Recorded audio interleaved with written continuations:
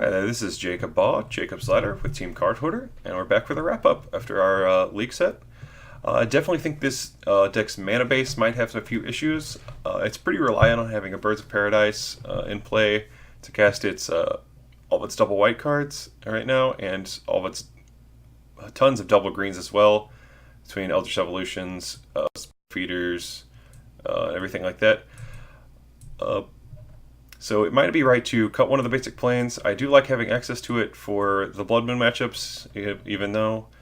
So maybe we need to move away some of these Gravity Townships, even though they synergize so well with what the deck's doing, and put some more fetch lands in the deck to help smooth out the mana. Could also use some more creatures that actually attack. I saw myself having issues when I was playing that even if I Spike Feeder comboed and had Archangel Thune in play and put it in play, I just couldn't kill my opponent because I didn't have a creature that could attack. I was just sitting there with a few walls, and I would just gain infinite life or whatever and not be able to actually kill my opponent that turn, which is not where you want to be, because you can't on Magic Online especially, you can't, your opponent can still kill you. You can't set your life total to a number that they can't reasonably deal with. So you might need to play some creatures like Voice of Resurgence or something in these Wall of Omen slots, even though the drawing a card is definitely beneficial when you're trying to find your combo pieces. And Eldritch Evolution is, I think, an amazing card. I think it's critically underplayed in the format right now. I think it's way better than people are letting us. There was a bunch of hype with it, and no one actually started playing with it for some reason. No one built any of the decks they thought would be sweet. No one's ever tried it in a tournament that to my knowledge, I haven't seen anyone other than Jeff Hooglin playing with Kiki Evolution, but that's the only strategy I've seen with it at all. I think there's definitely could be something else you could be doing with this card, maybe those with Tasigur or something like that, but in the future, I definitely got to look in something like that.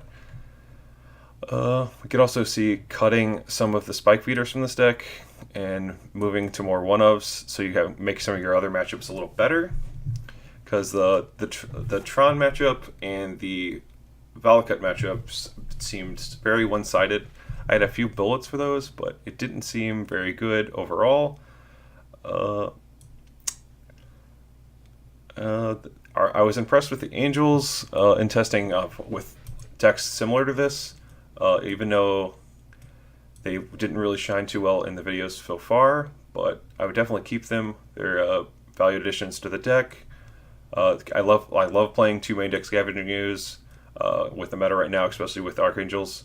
The sideboard, I didn't really get a play against any matchup where I wanted the rest in pieces to see if that's actually something you could do in this style of deck, but I definitely want to try that in the future. I think the one-of suite of these creatures is pretty much a must in this kind of style of deck, and the Fortuner as well, but there's so many Anger of Gods running around right now that you just have to have these kind of effects in your deck, including the Selfless Spirit that's main.